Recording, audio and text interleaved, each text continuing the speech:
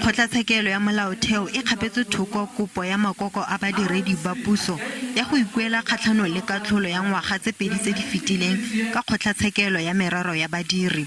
Mo katlholong eo, Kgotlatshekelo ya badiri e ganne mekgatlho ya badiredi-puso e diragatsa molawana wa 3.3 ya tumalano ya maphata otlhe a rerisanelang dituelo tsa badiri.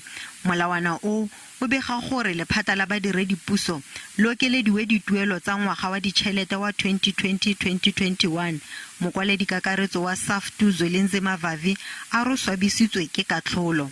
The Constitutional Court ignored all our argument that South Africa doesn't face a debt crisis and South Africa does not face a fiscal crisis. It is a policy choice of government that it is facing that fiscal crisis, that resources are available in this country through taxation, including wealth and solidarity tax. All of these have been ignored by the court.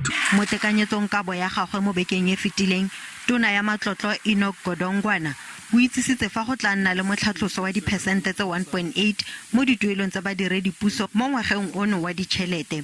Gape o begile fa tshwengwa ke seelo se se oketsegang sa dikoloto se se bakang matshosetsi go lefapha la gagwe. Tona o solofetse go kopana le mekgatlho ya badiri mo kgweding e tlang go rerisanela dituelo tsa badiredi-puso.